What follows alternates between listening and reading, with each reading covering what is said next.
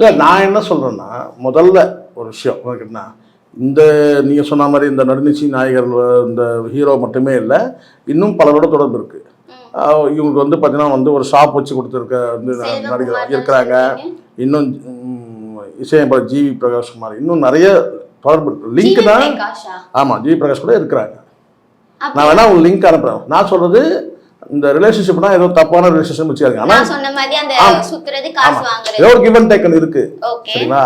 so எல்லார்ட்டையும் அவங்க வந்து உடல் வச்சுக்கிட்டாங்கன்னா இல்லையான்றது நம்ம சொல்ல முடியாதுமா இவங்க சொல்லக்கூடியது ஒருத்தர் தான் சொல்றாங்க சரிங்களா அதுக்கப்புறம் வந்து இவங்க வந்து தொழில் ரீதியான தொடர்பு பண்ணும்போது இந்த காஸ்டியூம் டிசைன் பலருக்கும் பண்ணியிருக்கிறாங்க பல பேர்கிட்ட வந்து இவங்களுக்கு வந்து பார்த்தீங்கன்னா நிறைய வந்து உதவிகள் வந்து இருக்கு இப்படி இவங்க வந்து பார்த்தீங்கன்னா லிஸ்ட் பெரிய லிஸ்ட் தான் இருக்குது அது உண்மைதான் இது இப்போ செல்வகுமார் சார் தான் வந்து இவங்களுக்கு வந்து பொட்டிக்கு வச்சு கொடுத்துருக்காரு காசு கொடுத்துருக்காரு ப்ராப்பர்ட்டிஸ்லாம் வந்து வாங்கி கொடுத்துருக்காரு அதே மாதிரி மாதம்பட்டி ரங்கராஜ் கிட்ட பண்ணணும்னு இவங்க நினைக்கிறாங்களா அதுக்காக தான் இந்த மாதிரி எல்லாம் இல்லை இருக்கலாம் இப்போ எனக்கு பாருங்க ஒரு விஷயம் நல்லா புரிஞ்சுங்க இங்க